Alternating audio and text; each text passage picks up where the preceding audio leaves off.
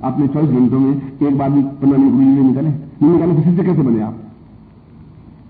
फिर तो स्वार्थ बन गया, शिष्य नहीं बने ना। उनके लिए कुछ नहीं कर पाए, पत्नी के लिए किया, बेटों के लिए किया, अपने लिए किया, भोजन के लिए किया, पेट भरने के लिए किया, तो गुरु के लिए नहीं कर पाए। जो नहीं कर पाए तो फिर शिष्य शब्द नहीं बन पाए। आप पत्नी के लिए नहीं करेंगे, 2-3 दिन कुछ करेंगे नहीं तो पत्नी लड़ेगा, करने लग जाएगी, करना पड़ेगा आपको। नहीं खाना खिलाना ही पड़ेगा उनको, वो अल्लाह कहेगी तो सुनना ही पड़ेगा, आप अल्लाह कहेंगे तो उसको सुनना पड़ेगा। वो कुछ ना कुछ एक्टिविटी तो होनी चाहिए ना, तो मालूम पड़ेगा पति पत्नी है। इसलिए जीवन में आत्मसंयम और आपने कितना समय गुरु के लिए निकाला है और क्या किया उस एक्टिविटी में। क्या गुरु के लिए कुछ किया? गुरु के पेट भरने के लिए नहीं, उनके धोती कपड़े के लिए नहीं, उनके कार्यों में हम कितने सहयोगी बने, उनकी एक्टिविटी में कितने सहयोगी बने। और उसके लिए कष्ट तो उठाना ही पड़ेगा। आने पे आप आए तो मेरी इतनी बात सुन पाए, नहीं आ पाते तो नहीं आ पाते। और 10 करोड़ ताराओं में चंद्रमा एक ही होता है और 1.5 करोड़ जनता में तो चंद्रमा तो एक ही है ना। तो यहां पर चंद्रमा 20 है, 30 है, 35 है, 40 है, बाकी सब तारे हैं, टिमटिमा रहे, ताराओं को भी नमस्कार है, जिनको मना नहीं कर रहा। इसलिए जो अपने आप में साधना में रत है वो जीवंत है, व्यक्ति शिष्य जीवंत है। उसने एक ही बात कही कि तुम्हारा नाम क्या? कि गुरु जी। तुम्हारे पिताजी का नाम क्या? गुरु जी। तुम्हारी जाति क्या? कि गुरु जी। तुम्हारा गोत्र क्या? कि गुरु जी। गुरुनाथ ने जब गुरु जी ने पूछा गुरुनाथ को कि आपका नाम? कि गुरु। तुम्हारे पिताजी का नाम? कि गुरु। अच्छा, काम क्या करते हैं? कि गुरु सेवा। अच्छा, और आप दूसरा क्या काम करते हैं? गुरु सेवा करते हैं। आप उद्देश्य क्या है? गुरु सेवा। आगे कुछ है नहीं, जीवन ही पूरा उनके लिए समर्पित है। इसलिए गुरु गुरुनाथ कहलाए, गुरु उनके साथ जुड़ा। उनको मैं कुछ अपना है ही नहीं, ये शरीर मेरा है ही नहीं, तो बैंड कर दिया उनको, अपना मन उनको बैंड कर दिया। अब उनकी इच्छा हो जो कुछ करे। जब मेरा नहीं है, उसमें मेरा हक ही नहीं है, तो मैं काय के लिए उसमें मतलब अपनी माथाफोड़ी करूं। वो जाने, उनका काम जाने। इतना विश्वास जो गुरु के प्रति आप होगा, तब विश्वास होगा, तब समर्पण होगा, तब साधना हो पाएगी, तब सफलता मिल पाएगी। गोरखनाथ पहले एक ऐसे ऋषि हैं जिन्होंने शिष्य की परिभाषा दी है, शिष्य को पहचाना है। और सबसे बड़ी बात यह है कि शिष्य को इस बात के लिए तैयार किया है कि वह किस प्रकार से अपने शिष्यत्व की पूर्णता प्राप्त करे। क्या नियम है, क्या लक्षण है, क्या तथ्य है जिसके माध्यम से वह सही अर्थों में शिष्य बन सके। सबसे पहले तो आवश्यक यह है कि हम सही अर्थों में शिष्य बने, और जब हम शिष्य बनेंगे तो हम साधना में प्रवृत्त हो सकेंगे। जब हम शिष्य बन सकेंगे तो गुरु के चरणों में बैठ सकेंगे। जब हम शिष्य हो सकेंगे तो हम सही अर्थों में अग्रसर हो सकेंगे। जब हम शिष्य बन सकेंगे तो हम जीवन में उन्नति के सोपान पर चढ़ सकेंगे। और इसका विवेचन जितनी सूक्ष्मता से गोरखनाथ ने किया है, उतना अन्य ऋषियों ने नहीं किया है। गोरखनाथ ने कहा है कि शिष्य के अंदर 2 मूलभूत प्रवृत्तियां हैं, एक अहंकार की, झूठ की, छल की, और दूसरों से प्रभावित होने की, गुरु से झूठ बोलने की, छल करने की, और अपना स्वार्थ पूरा करने की। यह अपने आप में शिष्यत्व है ही नहीं, या शिष्य शब्द ही नहीं है। यह तो अदम प्राणी के लक्षण है, वह चाहे अपने आप को शिष्य कहे या अपने आप को मनुष्य कहे या कुछ कहे। दूसरा विचित्र ऐसा होता है जो ये निश्चय कर लेता है कि मुझे इस साधारण मनुष्य जीवन को व्यतीत नहीं करना है। मुझे अगर जीवन व्यतीत करना है तो उन्नति के शिखर पर पहुंचना है और सही अर्थों में मनुष्य बनना है, सही अर्थों में पूर्णता प्राप्त करनी है, सही अर्थों में सिद्धता प्राप्त करनी है। और यह सिद्धि जब तक प्राप्त नहीं होती तब तक मेरा चोला, मेरा शरीर अपने आप में नाशवान है। आज है, कल समाप्त हो जाएगा, और उसके बाद भी मेरा नाम लेने वाला कोई रहेगा नहीं, क्योंकि नाम चिल्लाने से, चीखने से अपना नाम अमर नहीं हो पाता है। नाम अमर हो पाता है उसके कार्यों से, उसके ज्ञान से, उसकी चेतना से, उसकी विद्वत्ता से, और सबसे बढ़कर उस विशिष्टता के पूरे लक्षणों से। आगे चलकर उन्होंने कहा है कि शिष्य के 11 लक्षण होते हैं, और दृढ़ता से इन लक्षणों को वह अपने जीवन में उतार ले तो सही अर्थों में बहुत ऊंचाई पर उठ जाता है, और वहां साधनाएं उसके सामने हाथ बांधे खड़ी रहती हैं। फिर ऐसा नहीं हो सकता कि वह साधना करे और सफलता नहीं मिले, फिर ऐसा नहीं हो सकता कि वह आगे बढ़े और विजय उसके गले में जयमाला नहीं डाले, और फिर ऐसा नहीं हो सकता कि वह जीवन में कहीं किसी भी क्षेत्र में असफलता प्राप्त करे। ये 12 लक्षण हैं। नंबर 1, वह अपने जीवन में क्रोध और छल, झूठ और गुरु के साथ धोखा, और अपने जीवन को 2 तरीके से व्यतीत करने की क्रिया, गुरु के सामने कुछ और तरीके से प्रस्तुत हो और बाकी जीवन में कुछ और तरीके से हो। ये 5 विकार उसके जीवन के पतन के ही लक्षण हैं।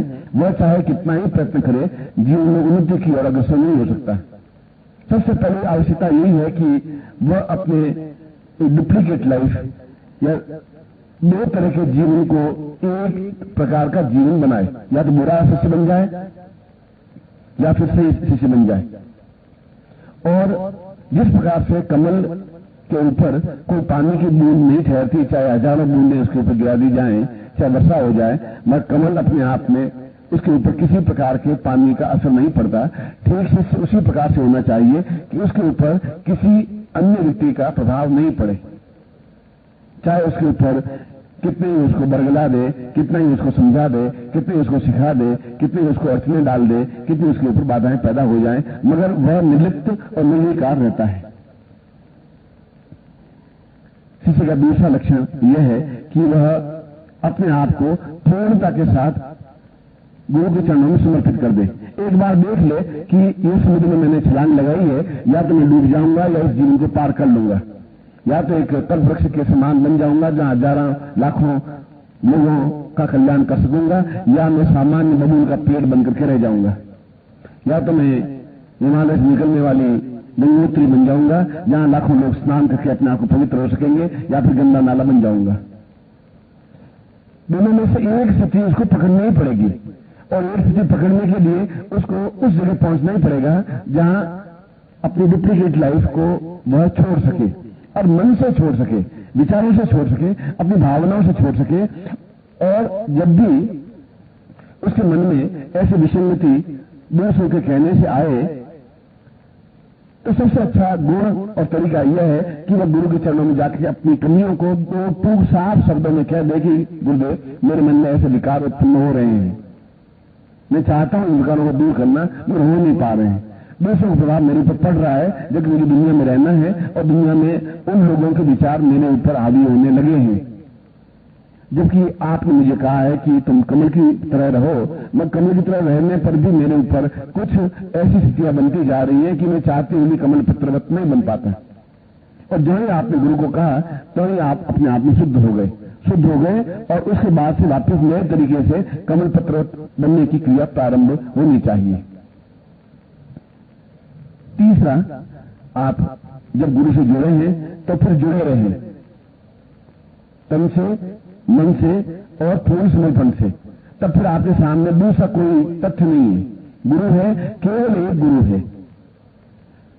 अपने जीवन की बुराइयों को भी उनके सामने प्रस्तुत करें, और अपने कार्यों से भी उनके मन में विश्वास पैदा करें, उनको एहसास कराए कि मैं आपका दाहिना हाथ हूं, मैं आपकी छाया हूं, जहां आप खड़े हैं वहां मैं खड़ा हूं, आपके ऊपर प्रहार होगा उससे पहले मेरे ऊपर प्रहार होगा।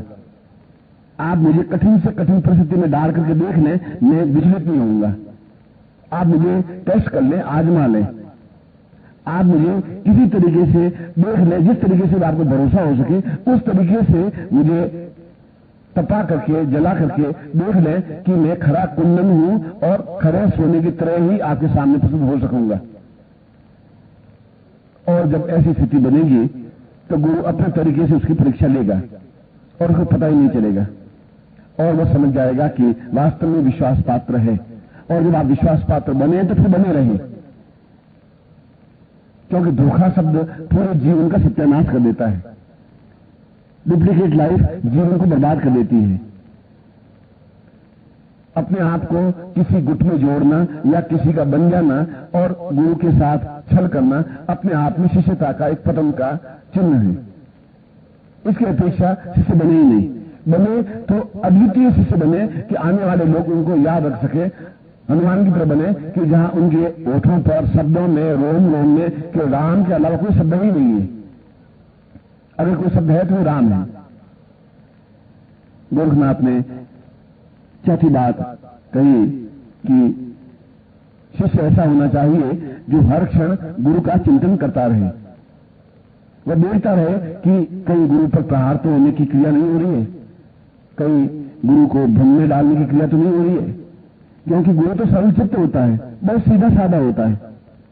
उसके मन में छल कपट झूठ द्वेष अहंकार होता ही नहीं। मगर आप जब उनकी छाया बनकर खड़े हैं तब बराबर सतर्क रहें कि कहीं गुरु को नुकसान नहीं पहुंचे, कहीं गुरु से छल नहीं हो जाए, कहीं गुरु के द्वारा या गुरु को कोई नुकसान नहीं पहुंचा दे, या गुरु को कोई गलत जगह हस्ताक्षर नहीं करवा दे, गुरु को किसी मामले में उलझा नहीं दे, गुरु के पीछे कोई षड्यंत्र नहीं हो जाए, गुरु को पता ही नहीं चले अचानक उनके साथ धोखा नहीं हो जाए। यह आवश्यक शिष्य का लक्षण है, क्योंकि वो उस जगह खड़ा है जहां एक तरफ संसार है, एक तरफ गुरु है, और बीच में खड़ा है। और बीच में खड़ा है इसलिए उन झंझावातों को भी समझता है और उन झंझावातों से गुरुदेव को बचाना भी है। तभी शिष्य का सही कर्तव्य है, धर्म है, और उस धर्म और कर्तव्य का पालन कर सकेगा। और इस धर्म और कर्तव्य को पालन करने के लिए यह जरूरी है कि वह उन बाहरी हवाओं को खुली आंखों से खुले कानों से सुने और अपने मन में रखे और रख करके गुरु के सामने कहे, गुरुदेव ऐसा होने वाला है, आप सावधान रहें, क्योंकि आप अत्यंत सरल चित्त हैं और किसी समय आपको नुकसान पहुंच सकता है। यह उसकी शिष्यता की अपने आप में श्रेष्ठता है, अद्वितीयता है। पांचवां, गोरखनाथ ने कहा है कि शिष्य किसी हालत में क्रोध नहीं करे। यह स्वाभाविक है कि क्रोध एक मनुष्य के जीवन का एक अंग है, आता है, मगर एक जगह ऐसी होती है जहां सिर ही झुकता है, वहां पर क्रोध आता ही नहीं है। जब एक बार किसी को गुरु मान लिया तो मान लिया, जहां एक बार से झुका दिया तो झुका दिया, जहां एक बार सिजदा कर दिया तो कर दिया। फिर वह अच्छा है बुरा है, हमने एक बार जिसकी बांह पकड़ ली पकड़ ली। उनके सामने क्रोध करना या हमारी गलती हो भी और गुरुदेव क्रोध कर ले तब भी उस समय शांत रह करके जब वापस गुरु शांत हो तो उनके सामने हाथ जोड़ के निवेदन करे, गुरुदेव आप क्रोधित तो हुए परंतु मेरी तो कोई गलती थी नहीं, वास्तविक तथ्य ये था आप क्रोधित हो गए क्योंकि शायद आपके मन में कोई भ्रम रहा होगा या आपको किसी ने कुछ कहा होगा जिससे आपके मन में विकार पैदा हुआ होगा, या आप किसी शब्दों के माध्यम से खिलवाड़ कर चुके होंगे, या किसी ने आपके कानों में कुछ और बात कही होगी। वास्तविकता यह है, आप परीक्षा कर लें, आप देख लें, और यदि मेरी गलती है तो आप मुझे जो भी सजा दें उस सजा को मैं स्वीकार करने को तैयार हूं, क्योंकि मुझे शिष्यता पात्रता प्राप्त करनी है। इसलिए क्रोध शिष्य किसी भी हालत में गुरु के सामने करे ही नहीं, चाहे गुरु गलती भी करके क्रोध कर ले और झूठा उसके ऊपर दोषारोपण कर भी ले, परंतु उस समय आमने सामने क्रोध करने की अपेक्षा तुरंत 5 या 10 या 15 या 20 मिनट बाद उनके सामने खड़ा होकर के कहे, गुरुदेव वास्तविकता यह है, अब आप खुद देख लें, समझदार हैं, विवेकवान हैं, मैं आपको इसके अलावा कुछ नहीं कर सकता। ये शिष्य का धर्म है, कर्तव्य है, श्रेष्ठता है, उच्चता है, दिव्यता है और विश्वास जमाने की क्रिया है। शिष्य का छठा गुण या धर्म या कर्तव्य गोरखनाथ ने यह बताया है कि निरंतर अपने जीवन की बागडोर पूरी तरह से गुरु के हाथों में सौंप देनी चाहिए कि गुरुदेव, ये मेरे जीवन की बागडोर है और मेरा लक्ष्य जीवन में उस जगह पहुंचना है जहां आने वाली 100 साल और आने वाले 200 साल मुझे याद रख सकें, मेरे कार्यों से, मेरे विचारों से, मेरी भावनाओं से। मैं क्या करूं? और ये जीवन आपके हाथ में है। आप जिस प्रकार से भी इस जीवन को यूज करना चाहें, प्रयोग करना चाहें, उपयोग करना चाहें, आप करें, क्योंकि आप ही इस जीवन के रखवाले हैं। और अगर आप ही नहीं होंगे तो फिर मेरा शिष्य बनना ही अपने आप में व्यस्त हो जाएगा, उद्देश्यहीन हो जाएगा। इसलिए मुझे समय समय पर तोड़ते रहें, ठोकर मारते रहें, छाती पे प्रहार करते रहें, समझाते रहें, मुझे ये बताते रहें कि मैं गलती कहां कर रहा हूं, क्योंकि मुझे मालूम नहीं पड़ रहा है कि मैं गलती कहां कर रहा हूं। और मैं गलती को सुन करके क्रोध नहीं होगा, मेरे अंदर क्रोध प्राप्त नहीं होगा, मगर एक भावना पैदा होगी कि गुरुदेव मेरे हैं और मुझे बराबर समझा रहे हैं, और जो गुरुदेव समझाए उनको हृदय में उतारने की क्रिया है। बार बार मन को प्रज्वलित कर देना तो वह ओछेपन का कार्य है। बार बार गलत आदमी की संगति से तो अच्छे से अच्छा व्यक्ति भी अपने आप में निम्न स्तर का बन जाता है। ऐसे व्यक्ति से अपने आप को दूर रखना ही जीवन का धर्म और कर्तव्य है। गर्म हवाओं से और तूफान से अपने आप को बचा करके किसी की ओट में खड़े होना ही समझदारी है। तूफान के बीच में खड़े होने से कोई फायदा नहीं है। जो व्यक्ति आपको भ्रमित करे, जो व्यक्ति आपको दुष्चक्कर में डाले, जो व्यक्ति आपको नुकसान पहुंचाने की चेष्टा करे, जो व्यक्ति आपके मन को भ्रमित करके आपके मस्तिष्क को बिगाड़े, उस व्यक्ति से यथासंभव दूर रहे और ठीक उसी प्रकार से खड़े रहे जैसे उसने कहा हमने सुना ही नहीं। यह गुरुदेव के प्रति शिष्य की सबसे बड़ी सेवा होती है। गोरखनाथ ने शिष्य के साथ में चरण को स्पष्ट करते हुए कहा है कि शिष्य वह होता है जो गुरु से बराबर प्राप्त करता रहता है। उनके विचार, उनकी भावनाएं, उनके कार्य, उनके चिंतन, उनकी पद्धति। गुरु कहे वह करे, जो गुरु करे वह आपको करने की जरूरत नहीं है। ये मूलभूत तथ्य है। गुरु क्या कर रहा है और क्यों कर रहा है वो हम नहीं समझ पाएंगे। गुरु क्या कह रहा है हमें उसका पालन करना है। गुरु ने क्या पहना है वह हमें पहनने की जरूरत नहीं है। गुरु कहां जा रहा है यह हमें जानने की जरूरत नहीं है। गुरु ऐसा क्यों कर रहे हैं यह हमें समझने की जरूरत नहीं है। हमें तो केवल गुरु कहे उसका पालन करना है। गुरु वो लीला क्यों कर रहे हैं यह गुरु जाने। हो सकता है कोई विशेष क्रिया हो सकता है उनका कोई विशेष अभिप्राय हो सकता है किसी और शिष्य को समझाने की क्रिया हो। इसलिए जो गुरु करे वह नहीं करे, अपने तो जो गुरु कहे वह करे। जो उसने कह दिया, गुरु ने कह दिया, उसको ब्रह्म वाक्य समझ लिया और उसका पालन करना ही अपने आप में जीवन का ध्येय और लक्ष्य होना ही चाहिए। और करके दिखा दे ठीक समय पर। तुम्हें 5 मिनट में काम करना है, 5 मिनट में काम करके दिखा दे। 2 घंटे में काम करना है, 2 घंटे में काम करके दिखा दे। शिष्य का 8वां लक्षण समझाते हुए गोरखनाथ ने कहा कि शिष्य वह होता है जो अपने आंखों में गुरु की तस्वीर को बसाए रखता है, अपने कानों में गुरु की आवाज को बसाए रखता है। जब भी मन भ्रमित हो तो गुरु का प्रवचन सुनना शुरू कर दे, कोई कैसेट सुनना शुरू कर दे, कोई वाक्य बनना सुनना शुरू कर दे, जिससे कि मन के अंदर का जो मैल है वो अपने आप में साफ हो जाएगा।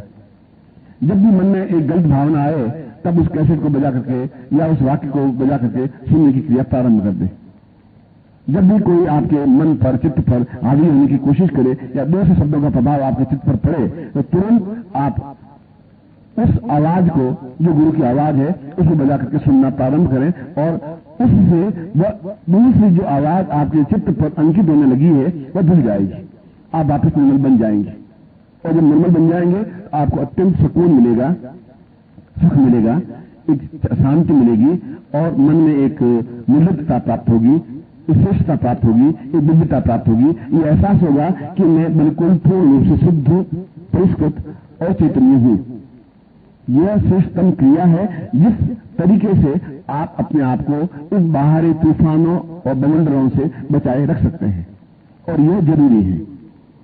गोरखनाथ ने शिष्य के नए धर्म को बताते हुए कहा है कि यदि हम सही अर्थों में शिष्य बन जाते हैं तो फिर उन्हें किसी प्रकार की साधना करने की जरूरत ही नहीं होती। यदि सही अर्थों में हम अपने आंसुओं से गुरु के चरणों को धो लेते हैं तो फिर हमें किसी गंगा में स्नान करने की जरूरत नहीं होती। यदि सही अर्थों में हमें आंखों में गुरु बसे हुए हैं तो फिर हमें उन आंखों में किसी और देवताओं को डालने की जरूरत आवश्यकता होती ही नहीं। यदि हमारे कानों में गुरुदेव के शब्द हैं तो अन्य किसी मंत्र को कानों में डालने की किसी प्रकार की आवश्यकता अनुभव होती नहीं। और हमारे ओठों पर अगर गुरुदेव का नाम है तो किसी मंत्र की हमें आवश्यकता है ही नहीं, क्योंकि गुरु का अर्थ ही साधना, तपस्या, सेवा, पूर्णता, सफलता और उच्चता प्राप्त करना है। जब उनका नाम हमारे ओठों पर है, जब उनका शब्द हमारे कानों में है, जब उनके विचार हमारे मस्तिष्क में है, तो फिर कौन सी साधना है, कौन सा मंत्र है, कौन सी चेतना है जिसे हम करें। हम तो यह जानते हैं कि गुरु हमारी जाति है, गुरु हमारा गोत्र, गुरु मेरा तो सब कुछ है। गुरुनाथ ने 10वां लक्षण बताते हुए कहा है कि श्रेष्ठ शिष्य ही अपने आप में जीवन की श्रेष्ठतम अवस्था में पहुंच सकता है, उस जगह पर भी जहां गुरु नहीं पहुंच पाया है। गुरु से भी आगे बढ़ सकता है यदि वह इस रास्ते का अवलंबन करता है, इस रास्ते का सहारा लेता है जो गुरु आपको कहता है। एक बार इस खेल को करके तो देखें, एक बार इस विचार करके तो देखें कि हम गुरु के अलावा हमारा चिंतन कुछ होगा ही नहीं। हम पूर्ण रूप से समर्पित हैं, एक एक रूम उनके प्रति समर्पित है, एक एक शब्द उनके प्रति समर्पित है। बाहरी हवाएं, बाहरी तूफान, बाहरी डवंडर, बाहरी भ्रम और बाहरी चित्त की दुरावस्था हमारे अंदर व्याप्त हो नहीं सकती। जब एक बार व्याप्त नहीं होगी तो फिर जीवन भर व्याप्त नहीं होगी, और ऐसा होने पर सही अर्थों में वह गुरु से भी आगे बढ़ जाता है और गुरु की आंखों में एक संतोष उपज जाता है। एक व्यक्ति, एक शिष्य ऐसा है जिस पर मैं पूरा पूरा पूरा भरोसा कर सकता हूं, और जब ऐसा हो जाता है तो सारी साधनाएं सिमट करके अपने आप उसके अंदर समाहित हो जाती हैं और समाहित होती ही है। ऐसे लाखों साधनाएं कब कर पाएंगे, कर नहीं सकते इस जीवन में। उन लाखों साधनाओं का निचोड़ यही है कि हम अपने आप में पूर्ण रूप से गुरु के शब्दों, विचारों, भावनाओं, ध्येय, चिंतन के अलावा न चिंतन करें, न सोचें, न विचारें, न सुने, न देखें। ये अपने आप में श्रेष्ठतम साधना की अवस्था है। गोरखनाथ ने शिष्यता की 11वीं परिभाषा देते हुए कहा है कि शिष्य वह कहलाता है जो हर समय गुरु के हितों की रक्षा करता रहे, क्योंकि गुरु के पास सैकड़ों हजारों काम होते हैं, सैकड़ों हजारों क्रियाएं होती हैं, और इसके बावजूद भी वो सरलचित्त होता है, वह छल झूठ कपट में व्याप्त होता नहीं। इसलिए बाहरी छल झूठ कपट और गुरु के बीच में आप खड़े रहे, आप खड़े रहे और आप बताएं गुरुदेव ये यहां गलती हो रही है, ऐसी गड़बड़ हो रही है, आप यहां आपको सतर्क होना उचित है, यद्यपि मेरा करना उचित नहीं है, मगर मैं ऐसा समझ रहा हूं। आप अपने विवेक से उनको सावधान कर सकते हैं। या आपके हृदय पर कुछ दूसरे विकार पड़ रहे हो तो आप तुरंत गुरुदेव मेरे हृदय पर ऐसे दूसरे भावनाएं, दूसरे विचार आ रहे हैं, आपके प्रति गाली निकल रही है, आपके प्रति दुरावस्था निकल रही है, आपके प्रति छल पैदा हो रहा है, मैं क्या करूं, मैं बहुत कोशिश कर रहा हूं, ठीक नहीं हो पा रहा हूं। ऐसा कहते ही अपने आप में तुम्हारे चित्त पर जो दूसरे अक्षर लिखे हुए वे अपने आप में धुल जाएंगे, साफ हो जाएंगे, और यह साधक की श्रेष्ठतम अवस्था होती है, जीवन की पूर्णता की श्रेष्ठतम अवस्था होती है। और 12वां और अंतिम उद्देश्य शिष्य का बताते हुए गोरखनाथ ने कहा है कि जीवन में सब कुछ बनना संभव है, धनवान, यशवान, पुत्रवान, पत्नीवान, ऐश्वर्यवान, लक्ष्मीवान, पर सबसे कठिन शिष्य बनना है, क्योंकि वह पूरे ब्रह्मांड को अपनी मुट्ठी में दबा लेने की क्रिया कर सकता है। जो शिष्य है उसके हाथ में पूरे ब्रह्मांड है, जो शिष्य है वह पूरे ब्रह्मांड में विचरण कर सकता है, शिष्य है वह पूरे ब्रह्मांड को देख सकता है, शिष्य है वो अपने आप में पूर्ण ब्रह्म बन सकता है, शिष्य है वो अपने आप में पूर्ण मदा को चरितार्थ कर सकता है, शिष्य है वो अपने आप में जीवन की सर्वोच्च स्थिति तक पहुंच सकता है, शिष्य है तो हजारों हजारों वर्षों तक जीवित रह सकता है। और इसके लिए आवश्यक है कि 12 नियमों का बराबर नित्य उसी ढंग से पाठ करें, जैसे हम कोई गीता का पाठ कर रहे हैं या रामायण का पाठ कर रहे हैं या महाभारत का पाठ कर रहे हैं या हम किसी ग्रंथ का पाठ कर रहे हैं। इन 12 तथ्यों का बराबर चिंतन करता रहे, देखिए कि 12 इन तथ्यों में से कौन सा तथ्य ऐसा है जहां मेरी न्यूनता आ गई है, और न्यूनता को दूर करने के लिए जरूरी है कि आप उस न्यूनता को गुरुदेव के सामने रखें रखें, जिससे कि वो अपने कृपा से, अपनी तपस्या से आपके हृदय पर अंकित उस धूल को झाड़ सके। आप नहीं झाड़ सकेंगे, क्योंकि आप झाड़ते तो वो समस्या आपके हृदय पर, वो कुदृष्टि, वो कुछ सेवा आपके हृदय पर अंकित होती ही नहीं, आप नहीं झाड़ पाए। इसलिए गुरुदेव का यह कार्य है कि आपने कहा, गुरुदेव ने अपनी उस कृपा से, अपनी वाणी से, उस तपस्या के अंश से उसको झाड़ दिया। यदि वास्तव में ये 12 लक्षण हम जीवन में उतार देते हैं तो सही अर्थों में ब्रह्म बन जाता है, वह सही अर्थ में परात्पर बन जाता है, वह सही अर्थ में तत्वमसी बन जाता है, वह ये सही अर्थों में साधना की पूर्णता की अवस्था तक पहुंच जाता है, वह सही अर्थों में गुरु से भी आगे बढ़कर के पूर्णता और श्रेष्ठता को प्राप्त कर लेता है, और वह सही अवस्था में और सही रूप में संसार की सारी निधियों को अपने अंक में समेट देता है, और वह सही अर्थों में गुरुमय बन जाता है। और गुरुमय बनना ही जीवन की श्रेष्ठता है, पूर्णता है, अद्वितीयता है और जीवन की सर्वोच्च अवस्था है, जिसे ईशावास्य उपनिषद में कहा है, पूर्णमदः पूर्णमिदं पूर्णात् पूर्णमुच्यते पूर्णस्य पूर्णमादाय पूर्णमेवावशिष्यते। ये सारा का सारा श्लोक इन 12 सूत्रों में अंकित है, और ये जिसने इस 12 सूत्रों को नित्य सुना, अपने जीवन में उतारा, वो सही अर्थों में अपने आप में पूर्णता को प्राप्त किया। और आप पूर्णता को प्राप्त करें, ये आपके जीवन का उद्देश्य, आपके जीवन का धर्म, आपके जीवन का लक्ष्य, आपके जीवन की पूर्णता, आपके जीवन की श्रेष्ठता है। ऐसा ही मैं आपको आशीर्वाद दे रहा।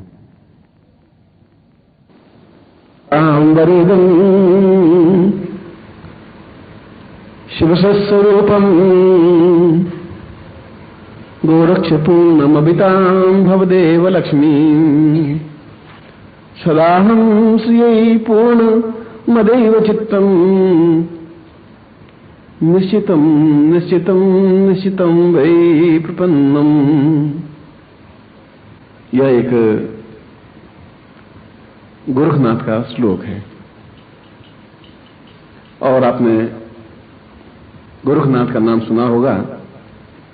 उनका पंथ गोरख पंथ चलता है, और अत्यंत उच्च कोटि के जैसा वशिष्ठ विश्वामित्र का नाम लिया जाता है, जैसे शंकराचार्य का नाम लिया जाता है, वैसे गोरखनाथ और मत्स्येंद्रनाथ का नाम लिया जाता है।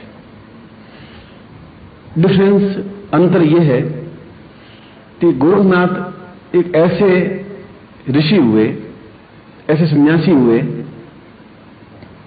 ऋषि तो आप में से प्रत्येक ऋषि है। ऋषि का मतलब है जो संयम पूर्ण जीवन व्यतीत करे, वह ऋषि है। ऋषि की कोई अलग से कोई जाति नहीं है। अत्यंत संयम पूर्वक का मतलब होता है कि यह तन, यह मेरा मन, यह मेरा जीवन, ये सब गुरु के चरणों में समर्पित है, और ये इष्ट के चरणों में समर्पित है। दो ही शब्द है, गुरु के प्रति समर्पित है, इष्ट के प्रति समर्पित है। इसमें धन में कुछ नहीं लिखा, तन और मन और जीवन। वो जो आज्ञा देंगे वही करूंगा, जो इष्ट मुझे स्वप्न में आज्ञा देगी वही करूंगा। कोई बुरा काम नहीं करूंगा, न मीट खाऊंगा, न शराब पीऊंगा, न रंडीबाजी करूंगा, कोई बदमाशी करूंगा, ऐसा कुछ नहीं। ये इसको ऋषि कहते हैं। मुनि उसको कहते हैं जो मौन रहते हैं, उसको मुनि कहते हैं। मौन शब्द से मुनि बना है। इसलिए ये कोई अलग जाति से, आप में से भी अधिकतर ऋषि तो हैं, और जितने समय तक मौन रहते हैं उतने समय तक मुनि हैं आप। इसलिए आप अपने आप को छोटा और सामान्य मत समझिए। आप कभी सोचते हैं कि मैं तो गृहस्थ हूं, मैं सामान्य हूं, मैं तो कुछ नहीं कर सकता, मैं कुछ। आप सब कुछ कर सकते हैं, मगर आप में एक बहुत बड़ी कमी है, और कमी यह है कि आप में श्रद्धा की कमी है, आप में समर्पण की कमी है। ये मैं बार बार हर विषय पर इसलिए कहता हूं कि मैं आपके लेवल से गुजरा हुआ व्यक्ति हूं। तो इस कुर्सी पर बैठने वाला जीव नहीं हूं। मैं पहले शिष्य था, आपसे भी छोटे लेवल का शिष्य था। मैं तो जंगलों में भटकता रहा था, मुझे तो मालूम नहीं था कि क्या करना चाहिए। उनकी लंगोट धोता रहता था, आंगन लीपता रहता था मैं तो। आप तो पंखे के नीचे बैठे हुए हैं। इसलिए उस समय भी शेर अपने आप को कभी भी कमजोर नहीं समझता। शेर है तो शेर ही है, पूरे जंगल में एक ही होता है। और अगर आप शेर हैं तो शेर हैं। आप अपने आप को गिदड़ समझे, कमजोर समझे, अब ये तो आपकी मानसिक स्थिति है। आपके पास गुरु है और जिंदा गुरु है, मृत गुरु तो है नहीं। गुरुनाथ तो देह शांत हो गई, शंकराचार्य की देह शांत हो गई। जीवित और जागृत गुरु मिलना अत्यंत कठिन है। सबसे कठिन काम यह है कि गुरु मिले सदगुरु मिले और जीवित हो और जागृत हो। अगर ऐसा मिल जाए तो फिर जीवन में चाहिए भी क्या? वो आपको रास्ता बता सकता है। मृत गुरु तो रास्ता बता नहीं सकता। गुरु मरता नहीं है, मत देह तो शांत होती है ना। शंकराचार्य गुरु थे, आज भी गुरु हैं, वो तो जगत गुरु शंकराचार्य कहते हैं। मगर अगर मैं उनसे सलाह लेना चाहूं तो नहीं ले सकता ना भाई, फिजिकली नहीं सलाह ले सकता। इसलिए उस व्यक्ति का सौभाग्यशाली व्यक्तित्व कहलाता है जो जीवित और जागृत गुरु के समीप रहता है, उनकी वाणी सुनता है, उनकी सेवा करता है, उनके आदेशों का पालन करता है। मगर ये कठिन बहुत है, क्योंकि मृत गुरु तो कुछ बोलता ही नहीं। आप भले कुछ करें नहीं करें, वो तो कुछ बोलेगा नहीं। जीवित गुरु अगर है तो वो तो कहेगा नहीं, तुम्हें परसों आना है, परसों आना है और 10 दिन मेरे पास रहना, सेवा करनी है, साधना करनी तुम्हें, 10 दिन की छुट्टी आज्ञा दे दी। वो जीवित गुरु खतरनाक है। मृत गुरु तो कहते ही नहीं, आप भले नहीं जाएं गालियां दें, उसको फटकारें, वो बेचारा बोलेगा नहीं। अब जीवित गुरु के साथ ये नहीं चल सकता। आप एक गाली देंगे तो आपको गाली दे दूंगा, आप शेर हैं, मैं बब्बर शेर हूं, वो चलेगा नहीं। मगर ये सौभाग्य है कि हम जीवित गुरु के साथ में हैं, ये सौभाग्य भी है साथ में। इसलिए खतरनाक तलवार के धार पे चलने के समान है। इसमें संशय असंशय करके हम अपने पाप की गठरी अपने सिर पर ढोते हैं। ये हम ही गलती करते हैं। हम ही मतलब किसी के बहकावे में आते हैं, गुटबाजी में आते हैं, हम ही तकलीफ भोगते हैं, हम ही मतलब अपने आप को प्रच्छन्न करते हैं, हम ही मतलब विषय वास्तव में रत रह जाते हैं, हम ही निम्न स्तर को दिखा देते हैं और गुरु की आंखों से गिर जाते हैं। उनकी आंखों से गिरते हैं, गुरु तो कुछ कहता ही नहीं। आप फलदार पेड़ को वृक्ष पत्ते मतलब पत्ते तोड़ दो तो पेड़ कुछ बोलेगा नहीं, पत्थर फेंक दो तभी पेड़ कुछ नहीं बोलेगा। वो तो उल्टा फल आपके ऊपर गिर, आप फलदार पेड़ के आम के पेड़ पर पत्थर फेंको और फिर भी आपको मीठा आम ही देगा। आपने पत्थर फेंका है, वो पाप आपके ऊपर चढ़ा है। एक हरे भरे पत्ते को मतलब 4 पत्तों को तोड़ा, एक आम को तोड़ा है आपने, अपने स्वार्थ के लिए तोड़ा है। पेड़ ने फिर भी आपको फल दिया है। आप गुरु के लिए कुछ मन में चिंतन हल्का भी लाएंगे तो पाप तो आपको ही लगेगा, वो तो नहीं बोलेगा, हालांकि उसको मालूम पड़ेगा तभी नहीं बोलेगा। मगर आप सोचिए कि मैंने कितना बड़ा अपराध किया और इसकी पाप की सजा कैसे उतरेगी मेरी। ये आदमी चिंतन करता नहीं है, ये करता नहीं है, इससे दुख भोगता रहता है। खुद दुख भोगता है, या दुख तो कई तरीके से मिल सकता है। फाइनेंशियली दुख मिल सकता है, परिवार की तरफ से दुख मिल सकता है, बाप माँ की तरफ से दुख मिलता है, भाई की तरफ से दुख मिलता है, बेटे की तरफ से दुख मिलता है, वो बीमार हो सकता है, व्यापार मतलब दुख तो भगवान कई तरीके से दे सकता है देना चाहे तो। और हम सोचते हैं कि हम इतने 500 साल तक गुलाम रहे हैं। पहले राजपूतों के गुलाम थे और उसके बाद में मुगलों के गुलाम बने, उसके बाद में अंग्रेजों के गुलाम बने। तो 500 साल तक गुलामी सहन करते सहते हर बात भगवान की मर्जी है। व्यापार में घाटा हुआ भगवान की ऐसी मर्जी थी, फायदा हो गया तो भगवान की मर्जी, पत्नी मर गई तो भगवान की मर्जी, जीवित रह गई तो भगवान की मर्जी। इतना सहनशील संसार में कोई है ही नहीं आप जितना। अमेरिका इंग्लैंड में कहीं नहीं, इतना सहन शक्ति नहीं है। वो 2 एकदम से निर्णय लेता है साधना करनी है तो साधना करनी है। अब आप मतलब वो गुलामी की आदत पड़ गई, हुक्म बस खत्म, जय हुक्म, ये करना है हाँ साहब, ये करना है हाँ साहब, बस खत्म। वो हाँ साहब के अलावा आपके पास वो शेर वाला खेल नहीं है। ये मैं नहीं कह रहा हूं आप उसको थप्पड़ मारी, दूसरे को लड़ाई झगड़ा करिए, लाठी फोड़िए कि खा जाइए, ये मैं आपको नहीं दे रहा हूं। आपका शेर दिल होना चाहिए शेर का, और शेर के मन में रेवल्यूशन नहीं होता, उसके मन में द्वेष नहीं होता, उसके मन में गुटबाजी नहीं होती। बस शुद्ध और सात्विक बिल्कुल जंगल में अपने आप में दहाड़ता हुआ चलता है। इस बात से घबराता नहीं है, चलता है। और 2 मील चलने के बाद एक बार दहाड़ता है 2 मील तक। और जो सियार होते हैं हर 5 कदम पर हुआ करते रहते हैं, फिर 5 कदम चले फिर हुआ करे, फिर 5 कदम चले फिर हुआ करे। उसे एक बार जो ही दहाड़ा और सब घुस करके एकदम से झाड़ियों छुप के बैठ जाते हैं। बाप हुआ करते रहे, अब हुआ करने से तो कुछ होगा ही नहीं। इसलिए जीवन का सबसे बड़ा सौभाग्य है कि हमारा सौभाग्य है कि हम गुरु के पास में हैं। चाहे मैं गुरु हूं चाहे कोई हो, कोई मेरा ठेका नहीं, मैं तो बात कह रहा हूं। इसलिए श्रद्धा में जब न्यूनता आएगी तो आप सफल हो ही नहीं सकते। और अगर गुरु लालची है, इसलिए गुरु के लिए भी मैं तो गुरु लालची था, मैं तो लालच की बात है नहीं। अगर आप दें तो 5 करोड़ रुपए दें, गुरु लेगा। आप श्रद्धा से देंगे तो 5 करोड़ भी लेगा, और श्रद्धा से 2 पैसे लेना भी आराम है। आपका आंख में श्रद्धा नहीं है तो फिर आप गुरु रखिए भी मत, आप योग्य है भी नहीं, गुरु का शिष्य बनने के लायक नहीं है। आप यूजलेस अपने जीवन व्यतीत कर रहे हैं, बर्बाद कर रहे हैं। ये गोरखनाथ ने कहा है, ये सारे शब्द मेरे नहीं है। उसने कहा कि मैं गोरखनाथ हूं और मैं पंथ चला रहा हूं, मुझे मालूम है कि मैं क्या हूं, ये मुझे मालूम है, और मैं अपने शिष्यों को कहां पहुंचा सकता हूं ये मुझे मालूम है। शेर अपने मुंह से नहीं कहता कि मैं शेर हूं, मैं शेर हूं, तुम मुझे मानो जंगल का राजा, मानो जंगल का राजा, मानो मैं शेर हूं। शेर कभी मुंह से बोलता नहीं, ये तो बात बोलता ही नहीं, पर सिर्फ जंगल के जितने जानवर सब समझते कि ये राजा है। तो एक बार दहाड़ता है तो बहुत है, 6 घंटों में एक बार दहाड़ता है, दहाड़ते ही सारे पशु पक्षी सब भाग जाते, दुबक करके झाड़ियों में गुफाओं में छुप के बैठ जाते हैं। क्योंकि उसकी चाल, उसकी बातचीत करने का, दहाड़ने का तरीका, उसकी आंख, उसका देखने का तरीका एक बिल्कुल एक अलग होता है, डिफर होता है, आंख झुकी हुई नहीं होती उसकी। इसलिए गोरखनाथ ने कहा कि जीवन में गुरु को चाहिए कि अपने शिष्य को शेर बनाए, उसके दिल को शेर बना दे। और शिष्य तब शेर बन सकता है जब वह पूर्ण रूप से समर्पित होता है, जब गुरु को विश्वास हो जाता है कि मेरा शिष्य है। आपके कहने से विश्वास मुझे नहीं होगा, आप कहते गुरुदेव आप बहुत हैं, आप बहुत महान हैं, आप बहुत महान हैं, आप बहुत, इससे मैं महान नहीं बन सकता, और मैं आपका पक्का शिष्य हूं, मैं एकलव्य हूं, मैं एकलव्य हूं, इसी भी आप एकलव्य नहीं बन सकते। विश्वास कहने से नहीं बनता, विश्वास कार्य से बनता है।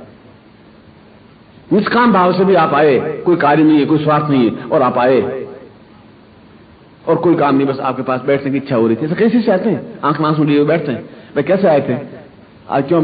बस गुरुजी आपको देखने की इच्छा थी, 5 मिनट आपके पास बैठने की इच्छा थी। आपके पास बैठने से ऐसा लगता है जैसे गंगा जल के पास बैठे, गंगा के पास बैठे हुए हैं, ऐसा लगता है। बस 5 मिनट बैठे, बस धन्य हो गया गुरुदेव। अरे भाई कोई काम तो होगा, गुरुजी कोई काम नहीं था। 20 में से एक व्यक्ति ऐसा निकलता है, 19 ऐसे निकलते हैं, अपना स्वार्थ कहते हैं, अपना स्वार्थ है मैं कह रहा हूं, मगर एक व्यक्ति ऐसा भी निकलता है जो कहता काम कुछ नहीं गुरुजी, केवल आप अभी तो हफ्ते भर गए थे, कहा गुरुजी पर मिलने की इच्छा हो गई फिर आपसे, बस एक 5-7 मिनट आपका टाइम खराब किया है, मगर मैं देखने की इच्छा आपकी जरूर हुई। बस आपको देखने के बाद में बहुत वापिस जोश आ जाता है, बहुत ताकत आती है। ऐसा लगता है कि मैं आपके पास नहीं बैठा हूं, किसी देवदूत के पास बैठा हूं, और किसी गंगा के किनारे बैठा हूं, कल्पवृक्ष के नीचे बैठा हूं, और मेरा हृदय गदगद हो जाता है, प्राणों में संजीवनी भर जाती है कि ये शिष्य है। मैं उसको कहता नहीं हूं, कहते गुरु शिष्य की तारीफ करे तो शिष्य एकदम से गिर जाता है नीचे। गुरु को चाहिए कि शिष्य को ठोकर मारता ही रहे। जिस दिन सोनार ये सोचेगा कि सोने को मारेंगे तो सोने को बेचारे को चोट पहुंचेगी, तो सोना मुकुट बन ही नहीं सकता। जिस दिन सोनार को दया आ जाएगी कि इस सोने को क्यों पीटे, इसने क्या बुराई की है, इसको थोड़े से लोहे से पीट पीट करके क्यों नुकसान करें, अरे दया रखना चाहिए, इसको हम क्यों पीटें, तो वो देवताओं का मुकुट बन ही नहीं सकता, उसको तो बराबर पीटना ही पड़ेगा। गुरु कुमार शिष्य कुंभ है, गुरु कुमार है और शिष्य कुंभ है, ये कबीर कह रहे हैं। गुरु कुमार शिष्य कुंभ है, गड़ी गड़ी काढ़े खोट, उसके ऊपर लकड़ी का ठोक ठोक करके उसकी खोट निकालता रहता है, मगर आगे की लाइन बहुत काम किए। भीतर भीतर सहज के, भीतर कपड़ा लेकर के सहज रहा है, फूट नहीं जाए, नुकसान नहीं हो जाए इसको, बाहर बाहर चोट, भीतर भीतर सहज के बाहर चोट देता है। गुरु को चोट देनी ही चाहिए, चोट देगा तो उसकी खोट निकलेगी। और मैं आपकी पसंद करूंगा, आप तो फूल की कुप्पा हो जाए। गुरुदेव ने कहा कि तुम बहुत महान हो, अब महान है, बस अब उस मान के आगे कोई महानतम है, फिर एक शब्द और महानतम आपको कह दिया, फिर आप बस फिर भगवान बन गए आप।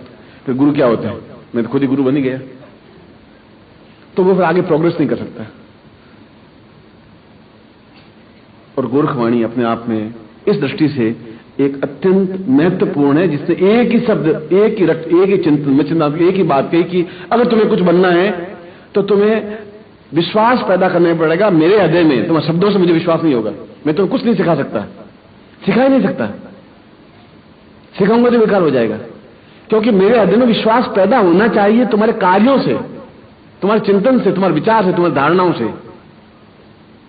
तो वोटों से गुरु बोलोगे, उससे मैं मेरे वोट सब 1 लाख गुरु बोलती है, 10 लाख बोल रहे हैं कि गुरुदेव आप गुरु महान है, आप महान है, उससे मतलब मैं कन्विंस कैसे होऊंगा? मैं कहूं तुम अपना सिर काट के लाओ और तुम एक झटके में सिर काट के ये लो गुरु जी, पर गुरु 10,000 बार सोचेगा ऐसा ऑर्डर देने के लिए, 5 करोड़ बार सोचेगा, तुम्हारे 1 रुपया लेने के लिए भी 25,000 बार सोचेगा कि ऋण मुझे कहां उतारूंगा। गुरु को भी वैसा होना चाहिए, गुरु वैसा ही होता तब गुरु कहलाता है। वह भी तलवार के धार पर चलने लायक है, मगर तुम्हारा सौभाग्य है कि तुम एक जीवित जागृत गुरु के साथ में हो, सामने बैठे हो, उनकी वाणी सुन रहे हो। आज तुम चाहो 5 अरब रुपए खर्च करके भी तो गोरखनाथ को लाके खड़ा नहीं कर सकते जिंदा, शंकराचार्य को लाके खड़ा नहीं कर सकते, कृष्ण को लाके खड़ा नहीं कर सकते आप। 5 अरब बाजार में खर्च कर दीजिए, नहीं ला सकते। 5 करोड़ नहीं, 500 करोड़ खर्च करके भी नहीं ला सकते। तो ये सौभाग्य नहीं है कि हम एक सदगुरु के पास में हैं, उनकी वाणी सुन रहे हैं, वो हमारे हित में कह रहा है, अपने स्वार्थ में नहीं कह रहा है, वो अच्छी बात सिखा रहा है। ये तुम नहीं कहा कि तुम कार सेवा करो, मंदिर बनाओ, थोड़ा सा खर्च करो, तुम उसमें थोड़ा काम करते रहो, तुम और थोड़े एक एक धोती एक लाते रहो, 2 कुर्ते कपड़े लेते जाना। मैंने तो आपको एक दिन भी कहा नहीं, न मैं कहूंगा, जीवन के अंतिम अवस्था तक भी नहीं कहूंगा कि आप मुझे 2 रुपये दक्षिणा दें, मैं तो नहीं कहूंगा, कहता भी नहीं हूं, और आपको देने की जरूरत भी नहीं है मुझे दक्षिणा देने की, ये भी आपको बता रहा हूं। जब मैं आपको आपसे भीख मांग लूंगा तो फिर मैं आपको दूंगा भी क्या? जब भिखारी बन गया फिर मतलब आप तो दानदाता बन गए, फिर मेरा गुरु होना बेकार है, यूजलेस है।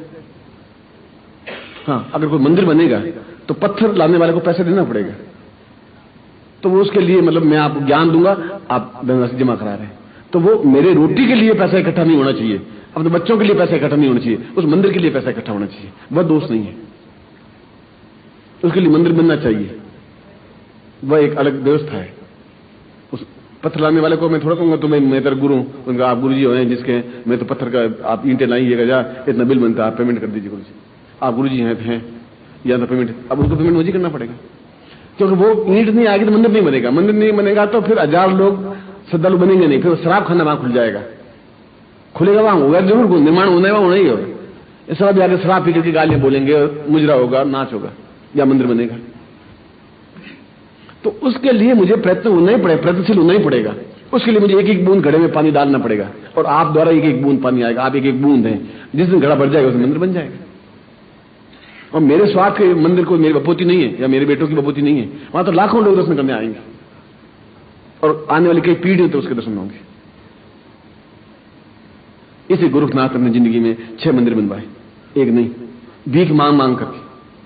मदन मोहन मालवीय ने भीख ही मांगा, 5 रुपए, अच्छा 5 रुपए ला, 2 रुपए भीख मांगा। मदन मोहन मालवीय जैसा व्यक्तित्व, उसने कहा मुझे काशी हिंदू विश्वविद्यालय बनाना है, और जीवन भर काम ये क्या, काशी हिंदू विश्वविद्यालय बनाया।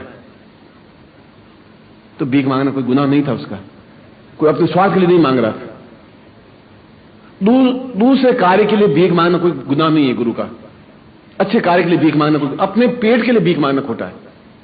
अपने पेट के लिए मैं आपसे भीख नहीं मांगूंगा, मैं आपको देने में सामर्थ्य रखता हूं, लेने की मुझे इच्छा है नहीं। क्या है, 2 टाइम रोटी नहीं खाएंगे, 1 टाइम खाएंगे, 6 रोटी नहीं खाएंगे, 4 खाएंगे, 4 नहीं खाएंगे, 3 खाएंगे, 2 खाएंगे, चुपड़ी नहीं खाएंगे, बिना चुपड़ी खा लेंगे, मरेंगे तो नहीं। तुमसे भीख मांग करके क्या जिंदा रहूंगा, कैसे जिंदा? शेर कुछ भी हो जाए घास नहीं खाएगा, मर जाएगा, प्राण छोड़ देगा, वृद्ध हो जाएगा तो झाड़ी में पड़ा रहेगा, पर मर करके भी घास नहीं खाएगा वो, क्योंकि शेर है। और मरा हुआ शिकार भी नहीं खाएगा, शेर नहीं, अगर शिकार करके लेके आवे हिरण को तभी शेर नहीं खाएगा, चाहे वो बेहोश है, घायल है, वो खुद शिकार करेगा और ही खाएगा। खुद मैं कमाऊंगा, ट्यूशन कर लूंगा, सड़क पे बैठ जाऊंगा, तुम्हारा दिया वो नहीं खाऊंगा मैं, ये मैं आपको बता दूंगा। हाँ, आप श्रद्धा से चढ़ा दे, वह शिष्य का धर्म है कि श्रद्धा से चढ़ाए, और गुरु का धर्म है श्रद्धा से ले अच्छे कार्य में लगा दे। वो जाकर के शराब नहीं पिए, वो जाकर गंदा काम नहीं करे, घटिया काम नहीं करे, उसकी आंख नीची नहीं है। ये काम, ये सारी बात पृष्ठभूमि मैंने इसलिए रखी कि अपने आप में आप शेर हैं, तो आपको साधनाओं में सफलता मिलनी ही चाहिए।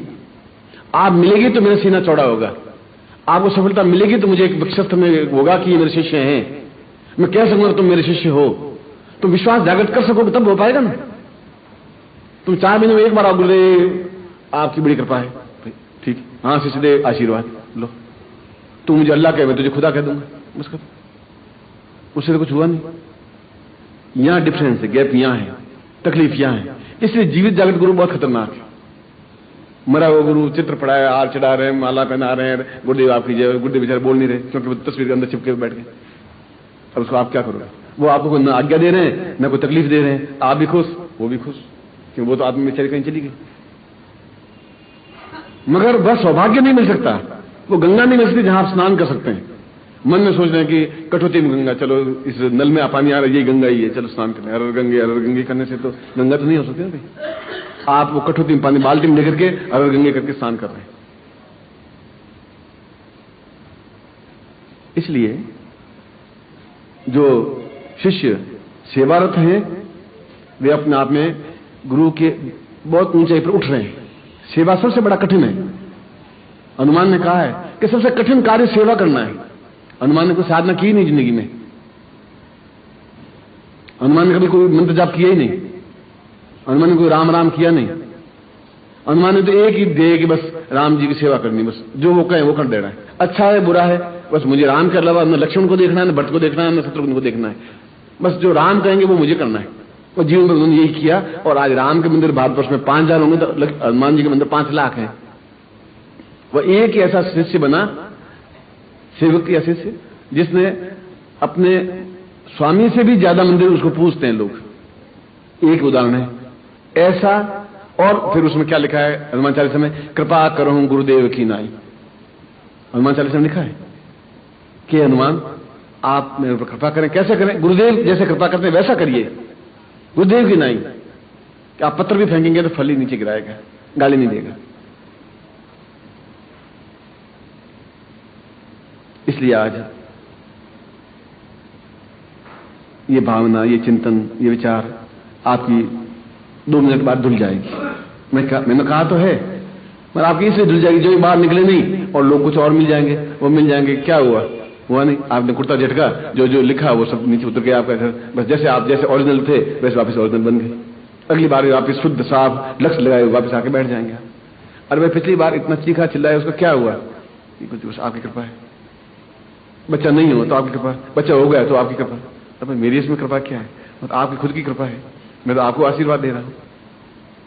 इसलिए जो कहा जाए वो हृदय में उतारा जाए। नहीं उतारे तो मैं जबरदस्ती कोई घूंट तो है नहीं कि भाई और पिला दिया उसने, ऐसा तो मैं कर नहीं सकता। वो तो आपके अंदर जागृत होनी चाहिए विश्वास की भावना। और विश्वास कहने से नहीं मिल सकता। विश्वास तो आपको सिद्ध करना है। आप सिद्ध करिए कि आप विश्वास पात्र हैं, ये आपको सिद्ध करना है। वो अपने आप उसको मालूम पड़ जाएगा। गुलाब खिलेगा तो अपने आप सुगंध आ जाएगी। उसकी गुलाब चीखता नहीं है मैं सुगंध दे रहा हूं, मैं सुगंध दे रहा हूं। गुलाब कभी नहीं बोलता बेचारा, अपने आप आसपास निकलने वाले कह कर सुगंध आ रही है, गुलाब खिलाए तो गुलाब बनी। कूड़े का ढेर बनने से क्या फायदा हो? आपके कहने से तो गुलाब आप बनेंगे नहीं। आपका कार्य, आपका चिंतन, आपकी श्रद्धा, आपका समर्पण और आपका ये सब कुछ मिलकर के जो चीज बनती है उसको विश्वास कहते हैं। और वो विश्वास अपने आप एहसास कर लेता है। तो हंसा तो मोती चुगे, हंसा सब चीज छोड़ के मोती चुन लेता है। बीच में से 25 कंकर पत्थर पड़े हैं, बीच में मोती चुन लेता है। हंसा को मालूम है कि ये मोती है। हंसा को मालूम है कि विश्वास पात्र बन गया है। अब ये बदल नहीं सकता, अब ये नहीं बदलेगा जिंदगी में। ये विश्वास कहने से नहीं बन सकता, ये कार्य से बनता है। आपकी एक्टिविटी, आपकी आंख, आपका चिंतन, आपकी विचारधारा, ये सब बनता है। आपकी सामीप्यता, आपकी नजदीकता, आपकी एक रूपता, ये सब होगा तब जीवन में कुछ बन सकेगा। और गोरखनाथ ने यही सब बात गोरखवाणी में कही। और इसीलिए शंकराचार्य के समतुल्य गोरखनाथ को माना गया है, भगवान शिव का अवतार माना गया है। और उन्होंने एक नवीन तरीका निकाला। उन्होंने कहा कि आने वाली पीढ़ियां शायद संस्कृत का उच्चारण नहीं कर सके। उसने भविष्य को पढ़ लिया था कि उस समय संस्कृत भाषा थी, आज हिंदी भाषा है। इस आज हिंदी चलती है और गांवों में आज हिंदी को भी अपभ्रंश हो गया है।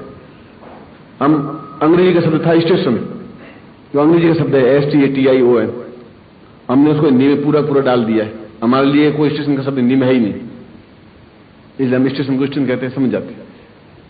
यूं हिंदी में इसका शब्द है लोह पथगामिनी विश्राम गृह। लोहे की पटरी पर चलने वाली जहां रुकती है उसको मतलब स्टेशन कहते हैं। अब किसी को लोह पथ विश्राम, लोह पथ गामिनी विश्राम गृह में तुम्हें मिलूंगा, तुम्हें क्या? अरे भाई लोह पथ गामिनी विश्राम गृह में मिलूंगा, ये कौन से विश्राम, किस जगह? धर्मशाला में? बोलो। अब हिंदी समझोगे नहीं, आप भी नहीं समझोगे। ये शुद्ध हिंदी बोल रहा हूं मैं, शुद्ध हिंदी, तो आप नहीं समझ पा रहे। ये शुद्ध हिंदी स्टेशन कहते हैं, आप समझेगा। स्टेशन नई दिल्ली, पुरानी दिल्ली, निजामुद्दीन, कौन सा फटाक पकड़ लो गया। अब स्टेशन आप बोल रहे हैं, स्टेशन अंग्रेजी में आया शब्द हिंदी में, चलो हमने पचा लिया। हमने तो मुगलों को भी सहन किया, अंग्रेजों को भी सहन किया, कि हम सहन शक्ति वाले हैं ना भाई, सहन किया। अब गांव में जाएंगे तो स्टेशन भी नहीं बोलते, वो बोलते स्टेशन। वो स्टेशन भी नहीं बोलते। अब स्टेशन के, अब स्टेशन के, स्टेशन के ट्यूशन यूं बोले ना, ट्यूशन ट्यूशन बोलो ना, के गलत बोल लियो लो। और आप हरियाणा में चले जाएं तो स्टेशन में गलत बोल रहे हैं, स्टेशन। आप बोलोगे स्टेशन, स्कूल मास्टर सिखा रहा है, बोले स्टेशन, वो स्टेशन। अरे स्टेशन कहीं स्टेशन, वो कह रहा गलत तुम बोल रहे हो, मास्टर आप खुद गलत बोल रहे हैं, स्टेशन बोलो, स्टेशन। बोलो मास्टर गलत हो गए। इसलिए आपको मैं क्या कहूं, इसलिए शब्द बदल जाए, शब्द काम नहीं करते। आप बोलोगे वो शब्द काम नहीं करेंगे, आपकी एक्टिविटी काम करेगी, आपकी आंख बोलेगी, आपका शरीर का रोम रोम बोलेगा, तब आप सही अर्थों में शिष्य बन जाएंगे। तब कबीरा ने जो कहा कि गुरु कुमार शिष्य कुंभ, तब कहेगा, तब गुरु गोरखनाथ की वाणी। तब इसलिए उसने पहले ही भांप लिया था कि आने वाला व्यक्ति संस्कृत नहीं बोल सके, तो उन्होंने सरल हिंदी में मंत्र लिखे। और वो मंत्र ऐसे है कि हमें विश्वास नहीं होगा कि ये मंत्र भी हो सकता है, विश्वास होता नहीं, मगर वो उतना ही इफेक्टेड है जितना संस्कृत में मंत्र है, उतना ही इफेक्टेड वो मंत्र भी है, सेम इफेक्टेड है, उससे भी ज्यादा इफेक्टेड है। पर हम सोचते हैं कि साला ये मंत्र है क्या? पर मंत्र तो प्रत्येक शब्द मंत्र है। इसमें जितने मंत्र बोलते हैं वो प्रत्येक शब्द शास्त्र मंत्र बोला, शास्त्री इधर आना, मंत्र बोला, आया कि नहीं आया? अगर ये आया तो भगवान भी आ जाएंगे, लक्ष्मी भी आ जाएगी। मैंने मंत्र बोला है, अब बिल्कुल सही मंत्र बोला है, शास्त्री इधर आना। अब जो बोला वो मंत्र, बस शास्त्री बुलाना था, आप ही नहीं आए ना, आप आए ना, आप आए, इस पास ये भी नहीं आया, शास्त्री आया। जो लक्ष्मी का मंत्र बोलूंगा लक्ष्मी आएगी आएगी। अब हिंदी में बोला मैं भी, ओम श्रीम ह्रीम ह्रीम महालक्ष्मी, ऐसा बोला ही नहीं मैं, शास्त्री इधर आना मैंने नहीं बोला है, शास्त्री आ गया। मेरे मतलब मन की भावना भी यही थी कि मेरी शास्त्री को बुलाना है। और आप लक्ष्मी को बुलाना है तो आप संस्कृत में बोले या हिंदी में बोले, शुद्धता से बोले, और जो हमारा पर्पस था वो सॉल्व हुआ। मैंने आपको उदाहरण देकर समझाया है। इसलिए गोरखनाथ ने हिंदी में वे मंत्र लिखे और अपने सब शिष्यों को सिद्ध करवाए और कंफर्म करवाए और कहा कि इन मंत्रों से सिद्धि मिलती है। आज के युग में हमें एकदम से हैबिट पड़ गई, इसलिए वो सोचे ये मंत्र है भी कि नहीं, इसलिए हम अश्रद्धा पैदा हो जाती है। मैं तो हम जो भी बोलते हैं वो सब मंत्र हैं, मगर उसका एक प्रोनाउंस किस ढंग से बोलना है और गुरुमुख से प्राप्त हुआ है कि नहीं हुआ है, और क्या यह गोरखनाथ के मुंह से निसृत है कि उस तेजस्वी व्यक्ति के मंत्र से निकली हुई चीज होगी ना भाई, तभी तो सिद्ध होगी। यूं तो फिर आप सभी गुरु हैं ही, तो यूं तो गुरु नहीं बन सकते आप में तेजस्विता होगी, तेजस्विता युक्त जो शब्द निकलेगा वो मंत्र बनेगा, तब उसका इफेक्ट होगा। अब मैं बोलूं साथ आई, बोला वही, लैंड बोला वही, अभी जो बोला था वही बोला हूं, साथ वही तो भी नहीं आए। मैंने तो दोनों बार बोला था वही, इसलिए कि मेरा उच्चारण सही नहीं था और उस समय जो बोला था वो अपनी तेजस्विता से युक्त मंत्र बोला था, इसलिए वो आया। इसलिए मैं आपको तेजस्विता प्रदान करने का मतलब, ये साधना का मतलब है तेजस्विता प्रदान करना। अब उसमें आपको होनी चाहिए विश्वास, इस साधना में भी, अपने आप पर भी, मंत्र पर भी और गुरु पर भी। और विश्वास में जहां भी कमी है वहां आपका शिष्यत्व खंडित है। अब मनुष्य सही है, आप परिपक्व हैं, मगर क्या आपने समर्पण किया? क्या 24 घंटों में एक बार भी गुरु के लिए कुछ काम किया? क्या 5 मिनट गुरु जी के लिए निकाले? क्या आपने कहा कि ये 15 मिनट गुरु जी मैं खाने के लिए, आधा घंटा भोजन के लिए निकालता हूं, ये 15 मिनट गुरु जी के लिए निकाले मैंने? गुरु जी ने जो काम सौंपा है वो काम, गुरु जी से काम लेके आता हूं, गुरु जी मेरे लायक ये काम बताइए क्या करूं?